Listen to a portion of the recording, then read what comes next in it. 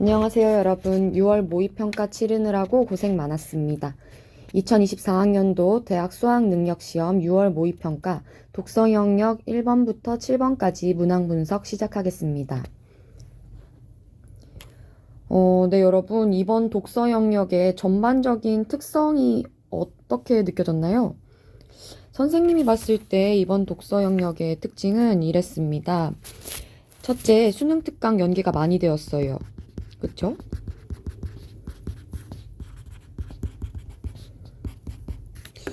첫 지문인 독서 이론 지문 외에 나머지 세 지문이 모두 수능 특강에서 연계된 지문이었습니다. 공포 소구 지문은 사회문화 1강, 세 번째 촉매 지문은 과학기술 4강, 네 번째 인지과정과 지각에 관한 지문은 교과서 개념학습 1강, 독서의 본질 편에 예시 문제로 나와 있었어요. 나중에 여유 있을 때 수능 특강에서 이 지문들이 어떻게 모의고사에 반영되었는지 한번 훑어봐도 좋을 것 같네요. 이렇게 수능 특강에서 연계가 많이 되었으니 평소에 자기가 약한 영역이 있다거나 과학기술이 어렵다거나 아니면 인문 영역을 많이 틀린다거나 하는 학생들은 그 영역만 한번 더 살펴봐도 좋겠죠. 그리고 두 번째, 수능 특강에서 연계되었는데 오히려 수능 특강에 실린 지문에 비해서 길이도 길지 않고 내용도 어렵지 않게 출제되었어요. 그래서 평소에 수능 특강 수준의 문제를 꾸준히 연습해왔던 친구들이었다면 침착하게 풀 수 있었으리라고 생각됩니다. 아마 9월 모의평가까지 치러봐야 확실해지겠지만 6월 모의평가만 보아서는 평가원에서 독서 영역을 예전처럼 무지막지하게 어렵게 출제하는 상황은 피하려는 것 같아 보여요. 하지만 9월까지 살펴봐야겠죠? 어렵게 나올 수도 있으니까. 그리고 마지막 세 번째. 독서 영역 난이도가 쉬워지면서 시간 관리의 중요성이 더 높아졌다고 볼 수도 있겠습니다. 지금까지는 독서 영역이 킬링 파트였어요. 시간도 많이 걸리고 어려운 문항도 많아서. 만약에 난이도가 너무 어려워서 어차피 풀지도 못할 수준으로 출제가 되면 차라리 시간이 부족한 친구들이랑 시간에 여유가 있는 친구들 사이에 점수 격차가 엄청 크진 않을 수도 있어요. 풀어도 못 풀기 때문에. 하지만 이렇게 평이한 수준으로 문항이 출제되면 지문 수준과 관계없이 읽는 행위 자체에 시간이 오래 걸린다 하는 학생들은 오히려 등급을 받기가 불리할 수도 있겠습니다. 왜냐면 예전에는 너무 어려워서 시간이 있어도 풀 수 없었는데 이제는 시간이 있으면 누구나 풀 수 있는 문항이거든요. 그러니까 나는 시간이 없어서 독서는 무조건 2지문 버리고 시작해, 1지문 버리고 시작해 했던 친구들은 이제는 적어도 쉬운 지문만큼은 시간 안에 푸는 연습을 반드시 해줘야겠습니다. 어떻게 하면 좋을까요? 어렵진 않아요. 어떻게 보면. 앞으로도 수능 특강 수준의 문항을 시간 재고 꾸준히 풀고 분석하는 연습을 하면 반드시 지금보다는 나아질 거라고 약속합니다. 선생님, 저는 너무 오래 걸려요, 망했어요 하는 친구들도 절대 포기하지 마세요. 처음에 한 지문 푸는데 15분 아니면 20분 이렇게 걸리면 다음 지문 풀 때는 1분 줄여서 19분을 목표로, 그 다음 지문 연습할 때는 18분을 목표로 연습하면서 자기 리듬을 찾아보세요. 자, 그러면 지금부터 1번부터 7번 문항 분석 시작하겠습니다.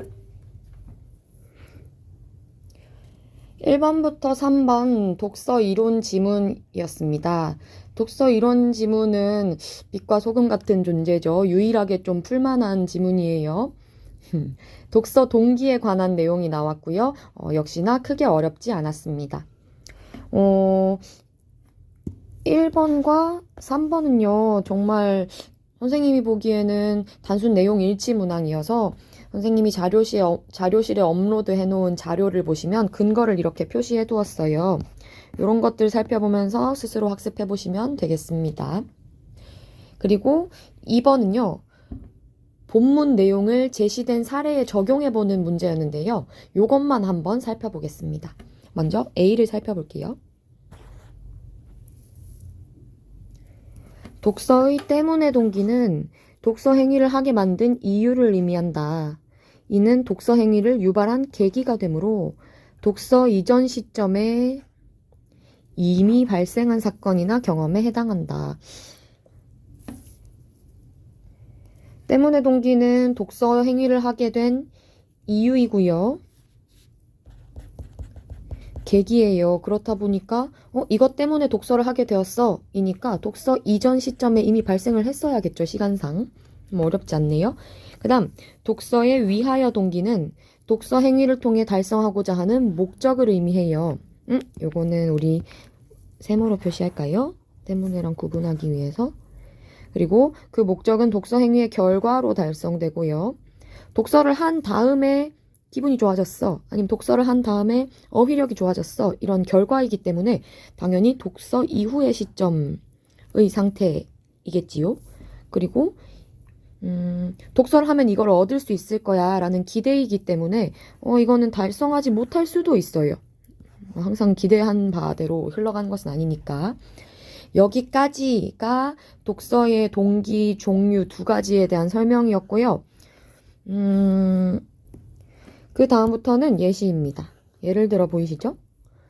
자, 여러분 여기 중요한 팁을 하나 알려드릴게요. 다 알고 계시겠지만 한번 확인해 보세요. 비문학 지문을 읽을 때 시간을 줄이고 싶다면 지금부터 자기가 이렇게 읽고 있는지 한번 체크를 해보세요. A가 이렇게나 길지만요. 똑같은 분량이라도 중요도가 달라요. 그리고 중요도에 따라서 여러분들은 집중력을 다르게 배분해야 해요. 무슨 말이었냐면 자, 여기서부터 여기까지는 독서 동기에 대한 개념 설명, 그러니까 이론 내용이었지요. 이런 이론을 설명하는 부분은요, 내용의 밀도가 굉장히 높은 부분입니다. 이런 부분은 한 단어 한 단어가 선택지의 옳고 그름을 결정하는 키워드가 될 수 있어요. 그래서 집중해서 충분히 시간을 들여서 이해하면서 읽어야 해요. 자, 그러나 여기 예를 들어 보이시지요? 예를 들어부터는 이제 숨을 좀 쉬어도 돼요. 앞 내용이 충분히 이해됐다면 여기서부터는 약간 흐린 눈으로 좀 빠르게 읽어도 됩니다. 내가 이해한 내용이 앞에서 읽은 내용을 잘 이해했는지 확인만 하면서 읽으면 되거든요. 그래서 선생님은 이렇게 읽어요. 앞에 부분은 방금 여러분이랑 읽은 것처럼 동그라미도 치고 세모도 치고 하면서 충분히 이해를 하고 있고요. 거기서부터 이제 예를 들어가 나왔다. 그러면 이제 흐린 눈으로 이렇게 읽는 거예요. 친구한테 책을 선물 받아서 읽게 되었어. 선물 때문에 동기. 그렇지. 이것 때문에 읽었으니까. 그리고 대화를 나누는 걸 목적으로 설정했어. 위하여 동기 맞네. 내가 이해한 거 맞네. 또한 독서 행위를 통해서 감동 느끼고 뭐 이런 거 실망시키지 않는 거. 이것도 결과니까 위하여 동기겠지? 하고 얘네는 10초 만에 후루룩 읽어버려요. 자, 여러분 이렇게 읽고 있나요? 평소에? 자기 스타일대로 읽으면 되겠지만 평소에 시간이 부족한데 어떻게 해야 되는지 모르겠어요 하는 친구들은 이렇게 읽고 있는지도 한번 확인을 해보십시오. 이 지문은 쉬웠는데 이런 쉬운 지문 말고 어려운 지문도 마찬가지예요. 어려운 지문에서는 오히려 이럴 수도 있겠죠? 앞에 개념을 읽었는데 너무 어려워. 이해가 잘 안 돼. 그러면 앞에만 매달려 있는 것이 아니라 뒤에 예시를 보면서 힌트를 얻는 것도 가능하겠죠. 어쨌든 이렇게 정보의 밀도를 파악하고 그것에 따라서 읽는 속도를 달리하면서 읽어야 시간 조절이 좀 됩니다. 자, 여기까지는 평소에 비문학 공부하는 팁이었고요. 2번을 볼까요? 자, 여러분 우리 학생의 메모를 볼 거고요. A를 참고할 때 A의 내용이 이거밖에 없었어요. 예시를 제외하면 때문에 동기, 위하여 동기 설명밖에 없었어요. 위하여는 뭐지? 위하여 동기, 때문에 동기는 독서의 계기, 그리고 이유, 독서 이전 시점에 일어나고, 위하여 동기는 목적, 결과이고, 기대하는 바이고, 그걸 얻게 되리라고 예측하는 바이고, 독서 이후 시점에 나타날 것이에요. 그리고 얘는 기대나 예측일 뿐이기 때문에 달성하지 못할 수도 있어요. 자, 그럼 사례를 보겠습니다. 나는 학교에서 한 학기에 책 한 권 읽기 과제를 받았어. 과제를 받았으니까 뭐 해야 되지요? 책을 읽을 거예요. 이것 때문에 책을 읽게 되었죠. 독서의 계기가 되었기 때문에 얘는 때문에 동기, 동그라미로 표시할게요. 라고 할 수 있겠네요. 그래서 이번 학기에 읽을 책으로 철학 분야의 책을 선택했어. 책을 다 읽고 나면 철학에 대해 많이 알게 되겠지? 라고 뭐 하고 있어요? 기대하고 있어요. 책을 읽음으로써 읽은 이후의 시점에 기대되는 효과, 목적. 이거 위하여 동기이지요. 세모 표시할게요. 그리고 어려운 책을 읽어냈다는 뿌듯함도 느낄 수 있을 거야 예측하고 있지요. 얘도 역시 위하여 동기입니다. 요거까지 너무 어렵지 않았는데 선생님 솔직히 1번을 너무 흐린 눈으로 보다가 살짝 당황했어요. 1번. 가는 때문에 동기잖아요. 근데 이 말이 너무 자연스러운 거야. 독서를 통해 달성하고자 하는 목적이잖아요. 이므로 위하여 동기라고 할 수 있다. 이걸 읽는데 너무 그럴싸한 거예요. 그래서 잠깐 당황했어요. 그런데 생각해 볼게요, 여러분. 한 학기 한 권 읽기 과제 자체는 목적이라고 할 수 있겠지. 하지만 그 과제를 받은 것은 독서를 하게 된 계기인 것이 확실하죠. 그래서 여기 그럴싸해 보이긴 하지만 독서를 통해서 달성하고자 하는 목적이 아니라 독서를 하게 된 계기에 해당하므로 때문에 동기이다 라고 수정해 주셔야 합니다. 만약에 한 권 읽기 과제로 책을 읽고 토론을 한다 라는 내용이 있었다면 그건 목적일 수도 있겠죠. 하지만 여기 밑줄 보세요. 여기까지 그어져 있죠? 과제를 받은 것 자체가 목적은 아니거든요. 그건 하게 된 계기거든요. 그래서 틀린 설명입니다. 2번은 간단하지요. 독서를 하도록 만든 사건은 가입니다. 그래서 이렇게 바꿔주셔야 되고요. 3번. 가는 이미 발생하여 계기가 된 건 맞지만 나는 아직 발생하지 않았어요. 그래서 얘를 지워주셔야 해요. 4번. 가와 다는 독서 이전 시점에 경험한 일에 해당하므로 독서 이전 시점엔 해당하는 것은 가고요. 다 느낄 수 있을 거야. 아직 일어나지 않았어요. 얘는 위하여 동기입니다. 5번. 나와 다는 독서의 결과로 얻게 될 기대에 해당하므로 맞지요? 위하여 동기 맞네요? 답은 5번이에요. 예. 1번에서 혼란스러웠던 친구들도 있었을 수도 있을 것 같아요. 흐린 눈으로 보다가 방심했다가. 자, 그 다음 지문으로 넘어가겠습니다. 4번부터 7번까지 해설하겠습니다. 사회문화 지문이었고요. 성취기준 요거 그리고 여기 사실적 이해, 추론적 이해가 해당되었고 방법으로 내용상 사회문화 분야의 글이었습니다. 수능 특강 사회문화 1강과 연계되었어요. 요거 한번 살펴볼까요, 여러분? 선생님이 가지고 왔는데요. 선생님 수능 특강을 찍었어요. 여기 위협 소구라는 말을 처음 들어봤어 하는 친구들도 있었겠지만 수능 특강을 봤던 친구들은 어디서 들어봤는데 했을 수도 있겠죠. 그래서 요 지문은 위협 소구 중에서 우리 6월 모의고사에 있었던 학자들 중에서 제니스의 연구 그러니까 위협의 수준에 따라서 위협의 수준을 3가지로 나누어서 효과를 측정했던 실험에 대해서 길게 나와 있었어요. 그리고 이걸 뭐랑 연결했냐면 뒷장을 안 가져왔는데 요 위협 소구랑 공익 광고를 엮어서 문제를 낸 공익 광고랑 엮어서 지문을 구성한 내용이었습니다. 그래서 여기 있는 제니스의 3가지 수준에 대한 실험이 이제 우리 6월 모의고사에서는 뭐 한두 줄 정도로 축약해서 나왔어요. 만약에 어렵게 내면 여기 한두 줄 축약된 부분에서 추론을 많이 해야 하는 문제를 내서 수능 특강을 안 읽은 친구들은 이해하기 어렵다 할 수도 있었을 텐데 감사하게도 이번에는 내용이 별로 어렵지 않게 나왔어요. 하지만 다음에는 어떻게 나올지 모르니까 우리 추론 능력을 기르는 거 플러스 수능 특강에서 배경 지식을 많이 습득해 놓는 거 필요하겠죠. 자, 그러면 문제를 살펴볼 텐데요. 5번 문제는 학생의 반응을 가장한 내용 일치 문항이었어요. 선생님이 자료에 표시해둔 이런 것들 있지요? 이런 것들을 근거를 참고해서 문제를 풀어주십시오. 살펴보시면 될 것 같고 그 다음에 7번 문제 감사하죠, 여러분. 어휘 문제였어요. 뭐 어휘 문제도 어렵게 나오면 헷갈릴 수 있는데 이번에는 정말 쉽게 나왔어요.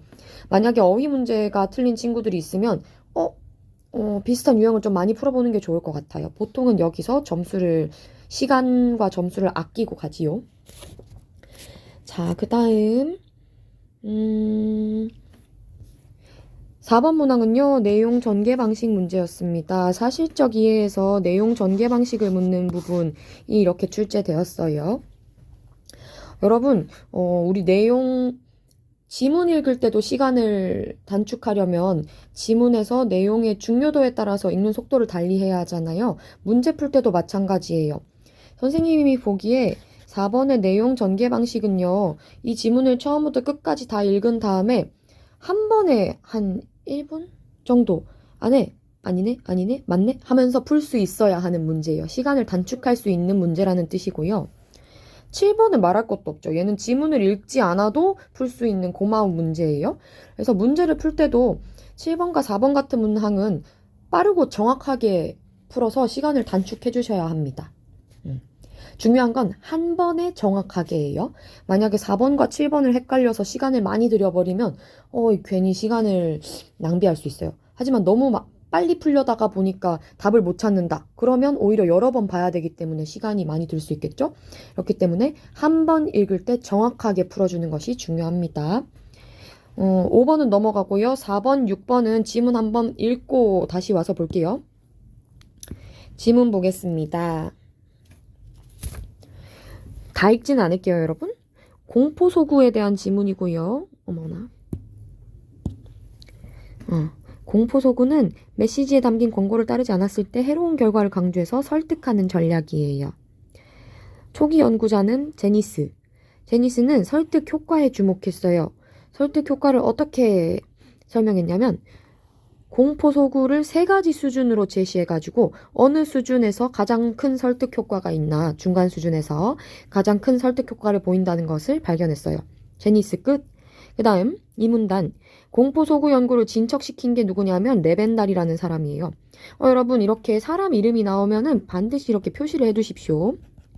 학자들의 연구 과정이나 결과 이런 것들을 문항으로 내기 쉽기 때문에 레벤달은요, 제니스의 연구가 감정적인 측면에만 치우쳤다고 비판해서 인지적 반응도 같이 봐야 된다고 이야기했어요. 그가 어떻게 정의했냐면 이런 개념어들도 잘 봐놓으셔야 됩니다. 우리가 익숙하지 않은 단어들이기 때문에 여기서 나왔을 때 헤맬 수 있어요. 감정적 반응을 공포 통제 반응, 인지적 반응을 위험 통제 반응이라고 불렀다. 그리고 후자, 뒤에 거, 위험 통제 반응이 작동하면 사람들이 공포소구의 권고를 따라요. 효과가 있네. 하지만 전자, 공포통제 반응이 작동하면 두려움이라는 감정을 통제하기 위해서 오히려 위험을 회피하려는 반응을 보이기도 한대요. 얘는 효과가 없네. 제니스는 공포소구의 수준에 따라서 설득 효과가 어떻게 달라지느냐를 연구했다면 레벤달은 종류, 그러니까 감정적인 반응이냐 아니면 인지적인 반응이냐 둘 중에 뭐가 작동해야 효과가 있냐에 따라서 공포소구의 설득 효과를 설명했네요. 이러한 선행 연구들 제니스와 레벤달을 종합했대요. 위티는 우선 공포소구의 설득 효과를 좌우하는 두 요인을 제시합니다. 중요해 보이지요? 동그라미 쳐놓고 갈게요. 위협과 효능감. 수용자가 공포소구에 담긴 위험을 자기가 겪을 수도 있는 것, 남 일이 아니야. 나한테도 일어날 수 있어. 라고 느끼면 위험의 정도가 라고 느끼고 위험의 정도도 크다고 느끼면 그것은 위협의 수준이 높은 거예요. 여러분 위협이 뭔지도 나와 있지요. 그 사람이 위험을 겪을 수 있는 것이라고 느끼고 정도가 크다고 느끼면 위협이 높아요. 그리고 효능감을 세모로 표시해 볼까요? 공포소구에 담긴 권고, 이렇게 해야지, 그렇게 안 돼 했을 때 이렇게 해야지 그 권고를 이행하면 자신의 위험을 예방할 수 있다고 믿고 그리고 그 능력이 있다고 느끼면 나 이거 할 수 있을 것 같아. 저 권고 따를 수 있을 것 같아. 그리고 이걸 따르면 그걸 예방할 수 있을 것 같아 라고 느끼면 효능감의 수준이 높대요. 여기부터는 또 예시지요, 여러분. 흐린 눈으로 내가 읽은 게 맞는지 확인하면서 가시면 됩니다.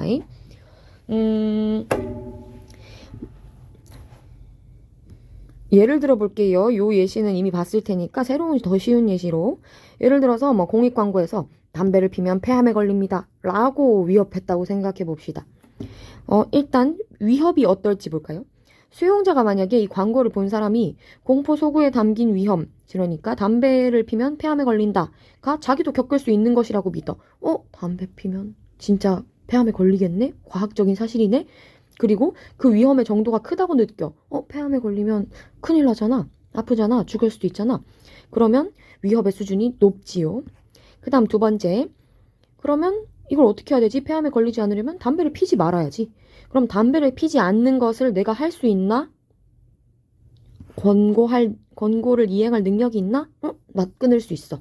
그리고 이걸 이행하면, 그러니까 담배를 피지 않으면 위험을 예방할 수 있나? 폐암을 예방할 수 있나? 안 피면 폐암 안 걸릴 수 있어. 그러네. 그러면 이건 위협도 높고 효능감도 높은 거겠죠. 이런 겁니다. 자, 그러면 이 위티가 이 두 요인을 레벤달이 말한 두 가지 통제 반응과 관련지어서 결론을 냈어요. 볼까요? 위협과 효능감의 수준이 모두 높을 때는 위험 통제 반응이 작동하고요. 아까 레벤달이 뭐라고 했죠? 위험 통제 반응은 효과가 있다, 없다? 있다. 위협의 수준은 높지만 효능감의 수준이 낮아. 그러니까 위협이 되는 건 알겠는데 내가 그걸 할 수 있을지 모르겠어. 혹은 그걸 이행했을 때 위험 예방 효과가 있나? 잘 모르겠어. 그 경우에는 공포 통제 반응이 작동합니다. 그러면 효과가 없겠죠. 레벤달에 따르면. 자, 그런데 요 두 가지 경우는요. 둘 다 위협은 높을 때예요. 위협은 높을 때. 전자, 위험 통제 반응은 효능감도 높을 때. 후자, 공포 통제 반응은 효능감은 낮을 때. 그러면 위협이 낮을 때는 어떻게 되냐? 낮을 때는요. 위협이 낮으면, 위협이 되지 않으면 아무 영향이 없으니까 효능감이 높든 낮든 상관없이 효과가 없어요. 설득 효과가 없어요. 공포소구에 대한 반응이 없게 됩니다. 그래서 이렇게 정리된 결론은요. 그간의 제니스와 레벤달의 연구 결과 같은 공포소구 이론을 통합한 결과라는 점에서 후속 연구에 중요한 디딤돌이 되었다고 합니다. 자, 그럼 이것이 왜 통합한 결과일까 한번 정리해 볼까요? 제니스는 공포소구의 수준에 따라서 설득 효과를 달리 보았고요. 레벤달은 공포소구의 인간의 반응의 종류에 따라서 설득 효과를 보았어요. 그런데 이 위티라는 사람은 반응의 종류를 두 가지 봤어요. 요인을 두 가지 제시해서 위협이랑 효능감의 수준, 제니스가 말했던 수준에 따라서 레벤달이 말했던 반응이 어떻게 달라지냐를 제시해서 설득 효과를 설명합니다. 그러니까 제니스의 수준, 그 다음에 레벤달의 반응 종류 두 가지를 통합해서 설득 효과를 설명했지요. 공포소구의 설득 효과를. 그러면 4번의 정답입니다. 1번 사회적 배경 제시 안 했고요. 만약에 이게 나올 수 있었다면 1문단에 나왔겠죠. 하지만 없었어요. 2번 화재에 대한 연구들을 3명이나 나왔고 그 3명이 연구한 결과를 말했으니까 연구들을 해도 되겠죠. 선행 연구와 연결하여 설명. 맞죠 이거? 제니스는 이렇게 말했고 레벤달은 제니스를 비판했고 위티는 이들을 종합했다. 연결하여서 앞선 연구와 연결하여 설명한 거 맞네요. 정답은 2번. 3번 분류하는 기준 말하지 않았고요. 문제점 나오지 않았어요. 4번 연구들을 소개한 건 맞는데 남겨진 과제 설명 안 했어요. 앞으로의 과제에 디딤돌이 되었다라는 것만 있지요. 그래서 만약에 3번 같은 걸 확인하고 싶으면 마지막 문단을 봐야 되겠죠? 4번. 그 다음 5번. 봉착했던 난관과 극복 과정 그런 거 없었어요. 답은 2번입니다. 6번 보겠습니다. 보기 실험에 대해서 추론한 내용으로 적절하지 않은 것은 적용해 볼까요? 이거 나올 줄 알았지. 이거 너무 나오고 쉽게 생겼지. 읽을 때부터. 보기. 한 모임에서 공포소구 실험을 진행한 결과 수용자들의 반응은 위티의 결론과 부합하였대요. 그러면 우리는 위티의 결과 어디냐? 3, 4문단인가요? 네. 3, 4문단을 보고 여기를 확인하면 되겠네요. 이 실험에서는 위협의 수준을 높음 낮음, 효능감의 수준을 높음 낮음의 조합을 달리해서 두 가지 조합이면 4가지 케이스가 나오겠네요. 피실험자들을 4집단 맞네.으로 나누었다. 집단 1과 2는 공포소구에 대한 반응이 없었어요. 집단 3은 위험 통제 반응, 집단 4는 공포 통제 반응이 작동하였다. 여러분 이거 너무 쉽죠. 공포소고에 대한 반응이 없었어요. 그 이유는 뭐가 없었기 때문이에요? 위협의 수준이 낮았기 때문이겠죠? 요거는 마지막 문단 살펴보십시오. 그러면 얘네 둘은 위협의 수준이 낮은 애들이에요. 그리고 집단 3은 위협 통제 반응이 나왔대. 그러면 위험 통제 반응이 나오는 케이스는 여기 마지막 문단 위협과 효능감이 둘 다 높을 때예요. 그리고 집단 4는 공포 통제 반응. 마지막 문단은 여기 볼까요? 위협은 높지만 효능감 내가 할 수 없어 라고 생각했을 때래요. 자, 그럼 정리해 봅시다. 자, 집단 1과 2는 여기 표를 볼게요. 세로축이 위협 수준 높고 낮음, 가로축이 효능감 수준 높고 낮음이라고 생각한다면 집단 1과 2는 위협 수준이 낮았을 거예요. 그래서 반응이 없었을 거예요. 그 다음 집단 3은요. 위험 통제 반응, 가장 긍정적인 반응이죠. 이 나왔대요. 그러면 집단 3은 여기 4문단의 내용에 따르면 효능감도 높고 위협 수준도 높았을 거예요. 그래서 위험 통제 반응이 일어났고 집단 4는 공포 통제 반응, 무서워하기만 했대. 하지는 못하고 이 일어났어요. 위협 수준은 높고 효능감 수준이 낮았을 겁니다.